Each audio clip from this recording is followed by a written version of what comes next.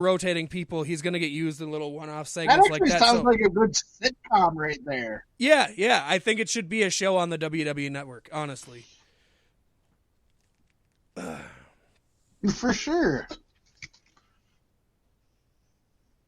But yeah, I would love to see him working for Fox, for WWE, and wrestle in any other promotion.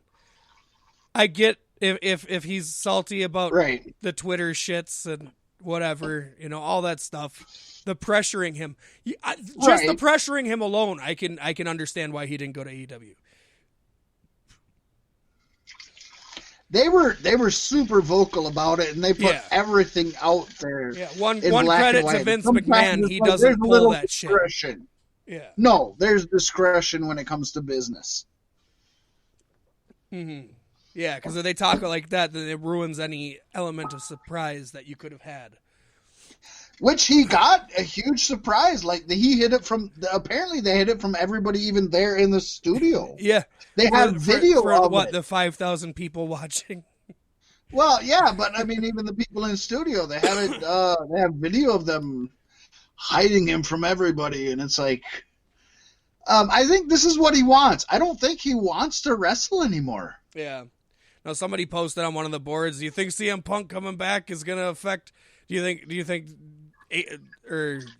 WWE is going to win now? And I said, well, he's back, but him being on a Fox show, talk show, where he's not going to wrestle doesn't really do anything for anybody in that sense. And isn't even on the. I don't know what. Going to win the war.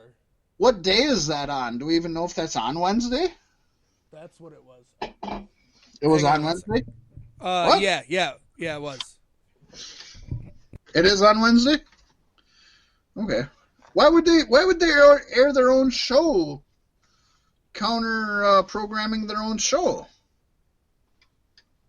That doesn't make sense. I think it's supposed to air afterwards or earlier in the day or something. I don't know, because I only watch the segments that pop up on YouTube. Okay. Okay, well, I'll give you that. Yep.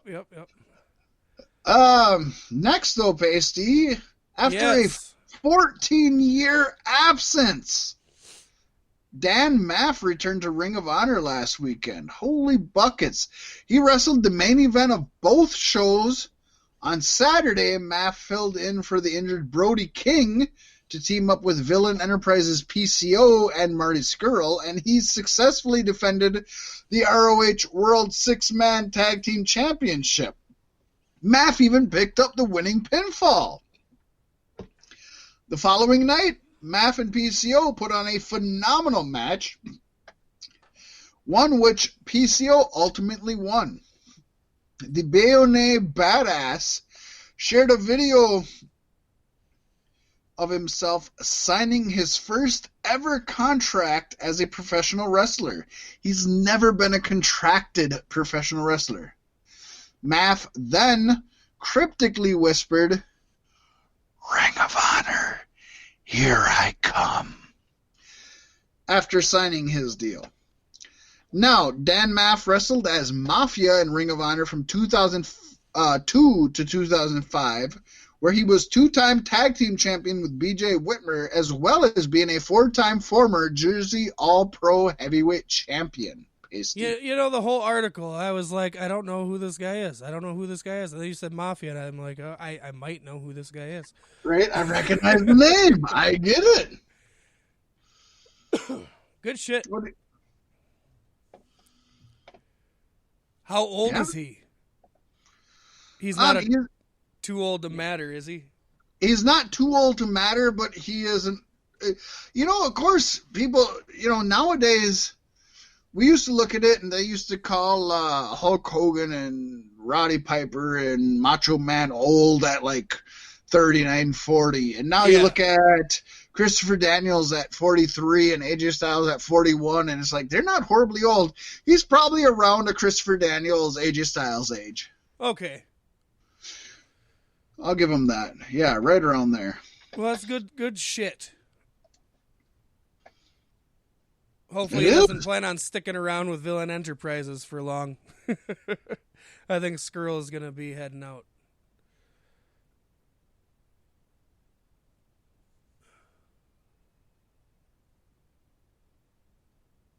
but yes. Filthy Tom Lawler is wrapping up with Major League Wrestling. Apparently, the two sides couldn't come to terms after 7 months of contract talks, so Lawler's contract will end next month. That filthy bastard! I know. MLW CEO Court Bauer acknowledged the news with a gracious tweet Wednesday. I wish Lawler continued success with the next chapter of his career.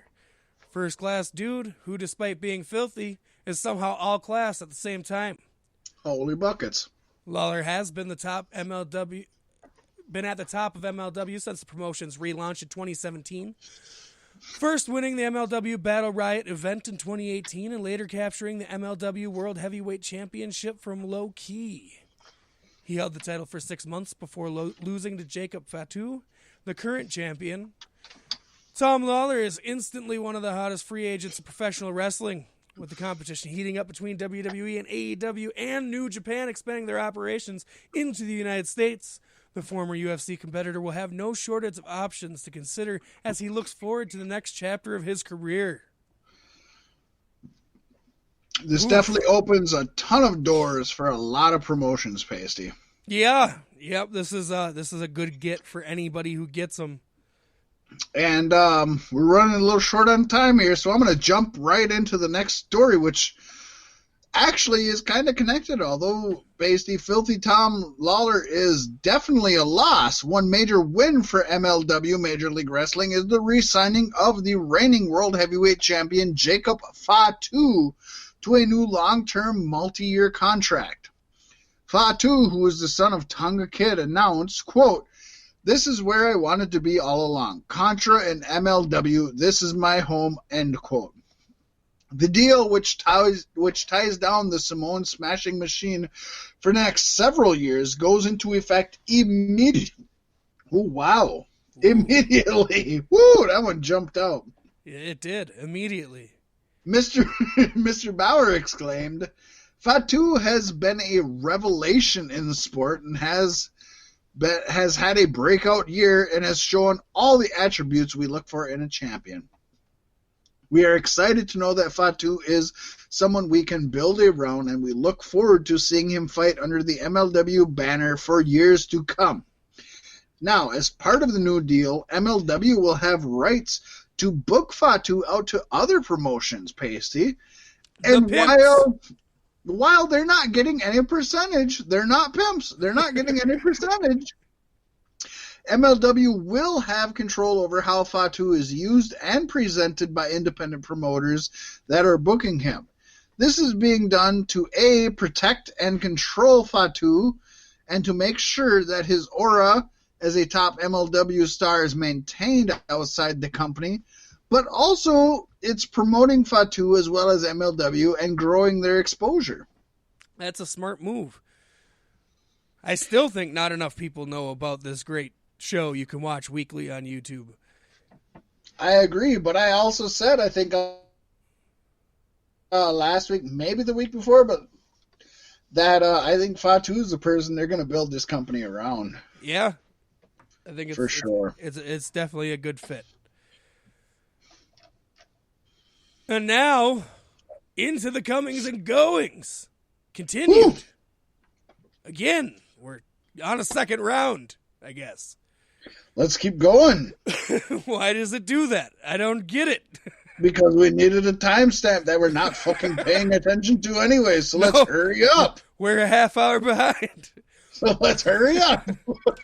Wardlow made his debut on AEW this week's Dynamite, aligning with MJF. While not the biggest name on the indie scenes, he was the biggest name in the International Wrestling Cartel, holding their championship 3 times, as well as IWC Super Indie title and the Rev Pro Wrestling title. It will be interesting to see how the powerhouse fits into the long term in AEW. Didn't watch this week, so I'm not sure, Pacey. Well, he comes off as some good muscle for MJF, and he even wears a Burberry tie that matches MJF's scarf. Oh, I dig that. It's nice. Pasty, WWE announced on their latest episode of WWE Backstage that both The Miz and Paige have agreed to new multi-year deals with the promotion.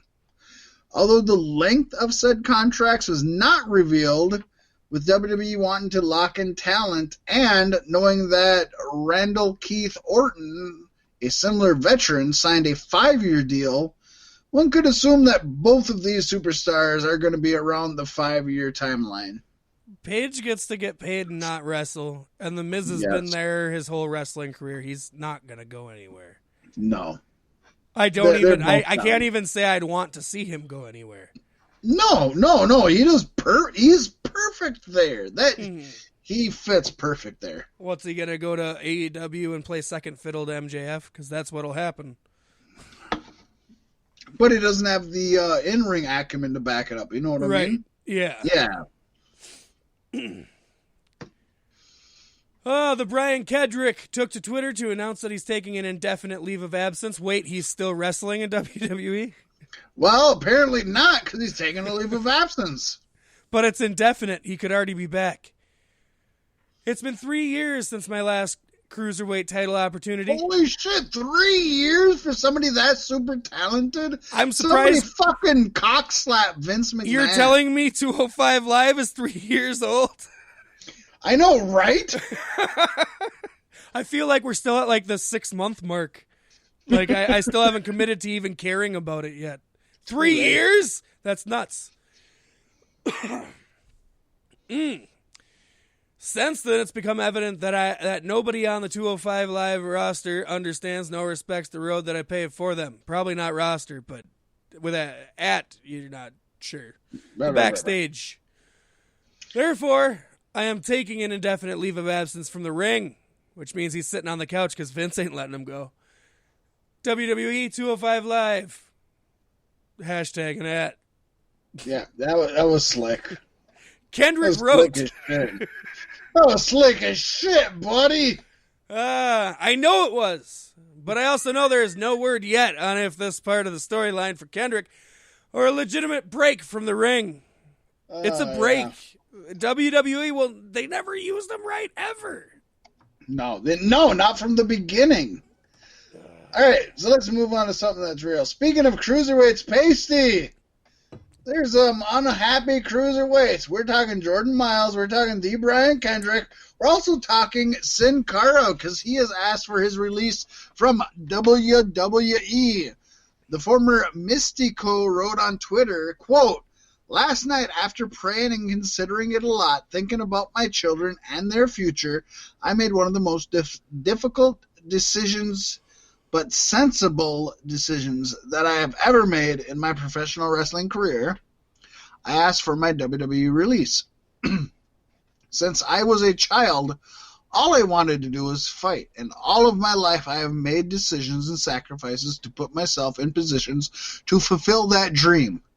They are 20 years of experience and total ethriga," which I've looked up and I have no idea what he's trying to say, to my one note says it's spelled that wrong, I love so and respect. I know, and I put it in Google, and I couldn't find anything that even autocorrect wants to change it to Etheridge, Melissa Etheridge. But that didn't work, yeah. I have traveled the world, met incredible people, and fought for the incredible fans of the WWE Universe. I am so grateful for the opportunity they have gave me. However, I realize that I'm stuck in a place where I am not valued as an athlete or talent. I have worked hard and honestly for many years to polish my trade. I have been loyal, respectful, a team player.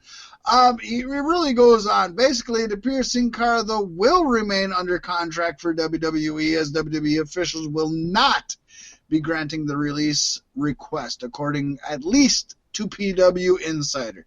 Sin Cara was scheduled to be on WWE TV at the end of the current European tour, but now plans have changed, and he will be going home instead of going to the next Monday's Raw in Boston, Massachusetts. The Luchador has 3 years left on his current WWE contract. Word going around is that he is interested in working for Nacion Lucha Libre, which is ran by his close friend Alberto El Patron, or Combat Americas, both of whom employ several pro wrestlers and have connections to Alberto El Patron. Yes.